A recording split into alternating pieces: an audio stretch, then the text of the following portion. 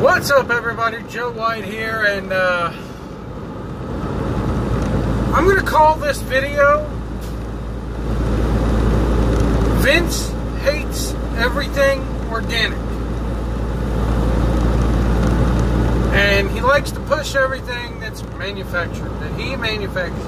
If it doesn't have his godly stamp on it, he doesn't like it.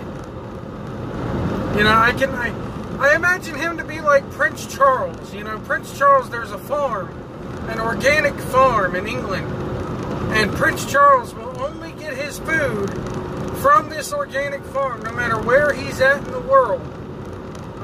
They will have food from this farm shipped to him wherever he is, so he can only eat the food that he grows himself.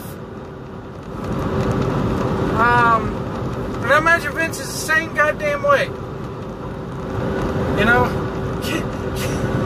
can you imagine Vince McMahon going, "Goddamn pal, I'm not going to eat those bananas, I didn't grow them.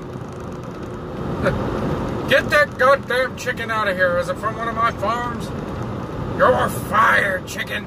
You're fired." You know? So,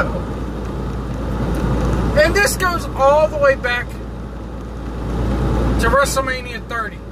Hell, this goes all the way back to 2001.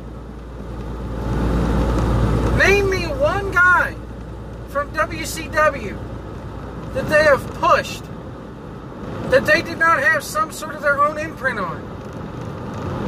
You can't say Booker T because all hail King Booker, you know? You can't say fucking AJ Styles because it's the house that AJ Styles built. They've taken AJ and they made him their own. Let's go all the way back to WrestleMania 30, shall we? And the whole Daniel Bryan thing. Well, Joe, they pushed Daniel Bryan. Yeah, after the fans started hijacking the fucking show. After fans got sick of it. Which is why people were booing Roman Reigns before the C word happened. You know, the Daniel Bryan thing happens and Vince tries to put his own mark on it by having him join the Wyatt family. And then they try to have Triple H go, "Oh, he's a good little hand. He's a good little hand." You know? And everybody fucking rejects it. And everybody fucking boos.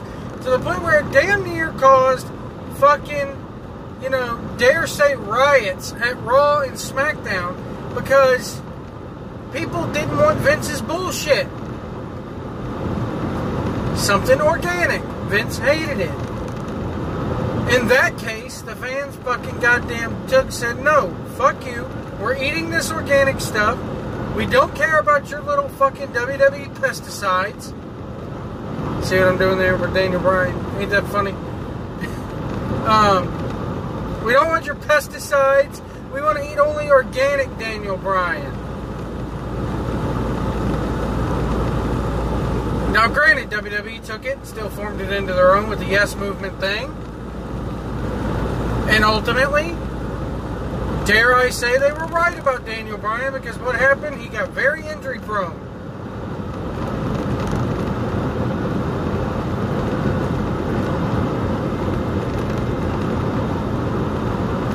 Then you look at Becky Lynch. Heel, we're gonna turn her heel. No, we want to organically turn her baby face. She's not a heel. Again, the fans getting behind her. Organic stuff happening. What has Vince done? No, goddamn pal. I can't have anything organic happen because doesn't have my thumbprint on it. So we're gonna put Charlotte Flair in there and bust up the organicness. Is that even a word? Organicness? We're going to bust up the organic nature of this and not give the fans what they want. And we're going to fucking give them what I want. I want Charlotte Flair. If it was Vince McMahon, it would be Charlotte Flair versus Ronda Rousey, with Charlotte going over and ending yet another fucking streak.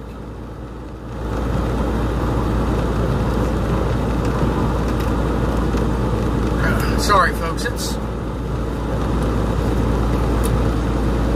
1:30 in the morning and my throat is freaking dry. So I'm over here in Missouri rolling along. But anyway, so now we have Kofi Kingston, that by happenstance, Mustafa Ali is injured. Kofi steps up, takes Mustafa's spot, and organically the fans are like, oh, fuck yeah, Kofi Kingston. Here's a guy who's been with the company, and they keep harping on this. 11 years, this is what you get. 11 years, it's what you get. You know, it's the old Dusty Rhodes promo. After 11 years of hard work on the assembly line, Daddy. Hard work, 11 years on the assembly line.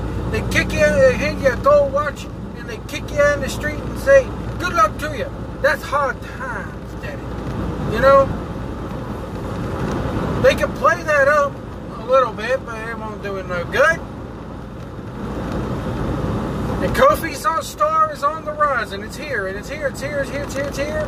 You get it at the peak, and you're like, fuck you, and knock it back down the hill, right back into where the damn roller coaster started.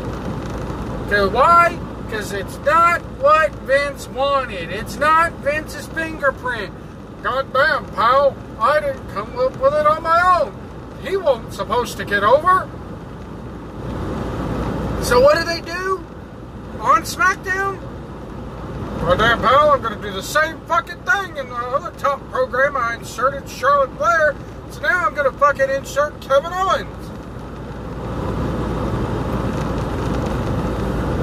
Now, I was talking with my friend Robert Wells, who of course has been on the channel before.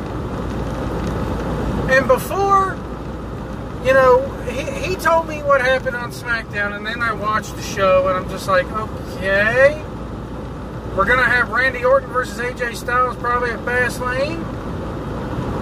We're going to have Kofi Kingston is not doing shit. And there was a couple things about that promo, or about that whole thing, that had me going, you know, doing some fantasy booking. And I'll tell you about that right now. And go back and watch and see if I'm not right. They do the contract signing and Vince comes out. And Kofi turns his head like, what the fuck is happening? Kofi sold this beautifully, okay? And Vince comes out, shit's all over the organic thing that's happening with Kofi. They handed you, us fans, handed you silver fucking platter, silver spoon, gold knife, whatever you want to call it. We handed you a story right on a platter, a story that we wanted to see, and a story that we'll get behind. It's not like a Roman Reigns where half the crowd was booing his ass. No. Everybody was behind old Kofi. Everybody's been behind Becky Lynch. But, no, Vince has to have his fucking... Gotta have some beef in there, pal. Can't have two skinny guys fighting over the title, even though the business is getting smaller. You know, just like with Roman Reigns coming back. I got my beef back in the ring. Got out, pal. So, Kofi, and I thought this was very telling. The New Day, Xavier Woods and Big E are, you know, Vince makes the announcement, and Kofi does not say a word. Kofi just has the dejected look on his face. He really has no reaction to what Vince is saying. He's mad. You can tell he's mad. You can tell he's upset. But he doesn't go over the top like Big E and Xavier did. And that's very telling. That's very telling. I think, okay, you have Owens and goddamn Bryan. Sorry, again, it's 1:30 in the morning. You have Owens and Bryan at Fastlane. Owens does not get it. Let's say the New Day comes out, Woods and Big E come out, and they cost him the title, and they cost Owens the title. Or maybe Owens loses to Daniel Bryan because of Harper and Rowan return. You know, Harper maybe returns, and him and Rowan cost them the match. Then you have the next night or the next Tuesday on SmackDown, Owens versus Kofi, #1 contenders match, and Kofi wins. Okay, bottom line is Kofi wins the title at WrestleMania from Daniel Bryan, which is what should happen. Okay? The next Tuesday, maybe you can do the Evolution angle. Remember when Randy Orton won the title at SummerSlam 2004? What happened then? Triple H came out, or Batista has Randy Orton up on his shoulders. Triple H says, "You're the man." Then he's like, "You're the man." Thumbs down. Boom. I think the same thing could happen with Kofi. That Xavier and fucking Big E turn on Kofi and go, "You rose above us. You decided to leave us in the dust even though we were behind you. And you decided to break us up. The tag titles weren't important to you. You were so selfish and only thought about yourself." And of course the fans, boo. You know, I've said for years that the reason why they don't split the New Day up is because if you split those three up, what the fuck are you going to do with them? All three would get lost in the shuffle. Well, now, a couple years later, the New Day gimmick is stale as fuck. It just, in the grand scheme of things, they're old, they need some freshening up, and this is a way to do it. You then have Big E and Xavier go off. They're a tag team, a heel tag team. Kofi is now a single star. But Vince just doesn't like anything organic, so that probably won't happen. He doesn't like it when fans just spoon feed him storylines and do his work for him. They're doing your work for you, Vince. Just like a Roman Reigns heel turn. We were already booing the motherfucker. Oh, but he's got cancer. He survived cancer. Answer me this about Roman. Can we ever boo this guy again? I still want to. Why? Because it's the same guy.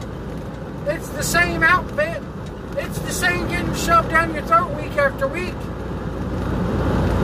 And this whole bit about go on Twitter and at Vince McMahon and email the W. They're not listening to us. If they were, we'd have Becky versus Ronda. We'd have Kofi versus Daniel Bryan, already set in stone for Mania. But they don't listen to us. Why? Because they don't like anything organic. So I think the only way to really get through to them is to hijack their shit and boo Roman Reigns if we want to see a heel Roman Reigns, which nobody wants to see that now, pal. He survived cancer. He's untouchable.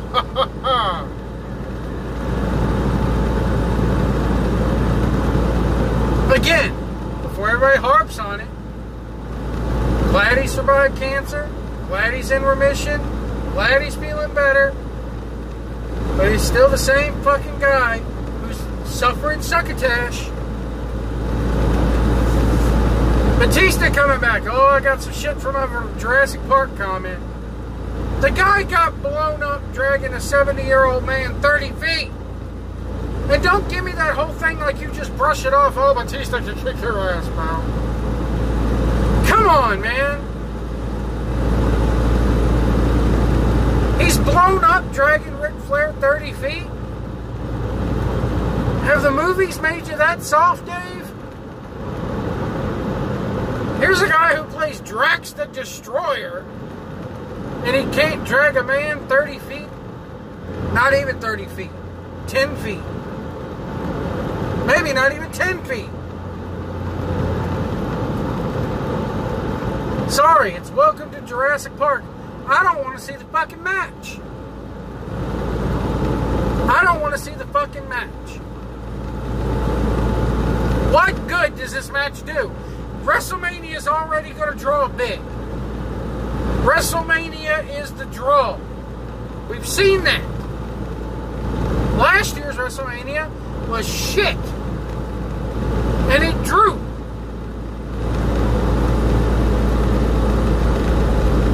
Again, it's like when The Rock fought John Cena. What good did that do in the grand scheme of things? Did it get anybody over? No. Did it make a new star? No. Batista versus Triple H. Do they even need that match? No. But no, that's, you know, we'll relegate the Cruiserweight title to the pre-show to give Batista and Triple H 30 fucking minutes. That don't matter. The next night on Raw, Batista's gone. Triple H has gotten this fucking win because, oh my God, we realize there's somebody in the company that he hasn't fucking beaten, and we gotta fucking do this with him. We gotta jack off his fucking ego. So Triple H is gonna get his win.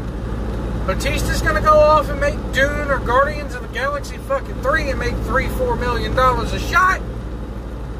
Triple H is gonna go back to being a heel on the fucking TV as the guy, clueless, aloof, the fucking aloof authority figure. And what does that do for storylines in the grand scheme of things? What does that do to make a new star? How does that put anybody new over? Who does this shit help? No one. It's absolutely fucking pointless. It's absolutely goddamn pointless. But Joe, it's Big Dave. Who's so fucking what? It's a man that really hasn't been relevant in the business since 2010.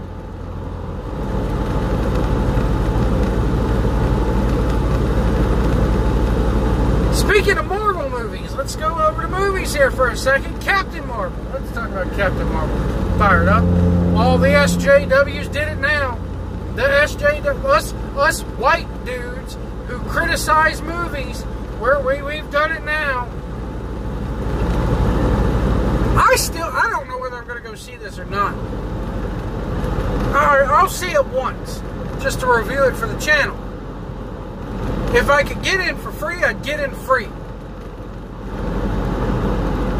But you got Brie Larson after A Wrinkle in Time came out, going, I don't care what white men think of my movie. It wasn't made for you. I'm not trashing white dudes. Bullshit. So Rotten Tomatoes used to have this thing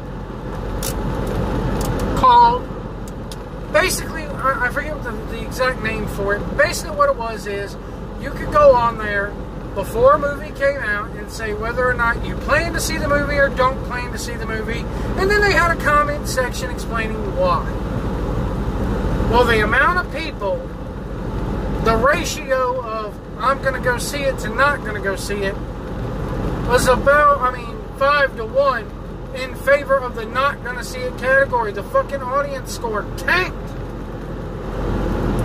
And of course, critics call us white man baby basement dwellers and us white dudes who are fucking misogynists. Man, ever since Ghostbusters 2016 came out, it's like every female lead in a movie, that movie has to try to put us white men down. You gotta put the white man down. Who's sexist now? Brie Larson is a sexist bitch. She's sexist. She's racist. I don't want white men reviewing my movie. So, because this damn thing on Rotten Tomatoes was so bad in the case of Captain Marvel, because about maybe 50 or 60 people got on there and left a comment about how they were not going to go see the movie because of Brie Larson and her SJW ways, Rotten Tomatoes decides to take this feature completely off its website. You will now no longer be able to give a movie a score until after the movie comes out. The pre-release thing is gone. And it's all Captain Marvel's fault. And Disney and Marvel are letting her go out there and hang herself. Because listen here, Marvel. I'm a fat white motherfucker who's got a penis. I'm your target audience. And the star of your new movie is berating and insulting your target audience. Just think about that before you let her, you might want to put her on a goddamn leash. We're a week away from the movie coming out. Hell, you may want to put her on a goddamn choke collar. Remember, folks, if you see a big rig out there, do not tailgate us. Give us plenty of room. Share the road. If you can't see our mirrors, we can't see you. And we will see you down the road.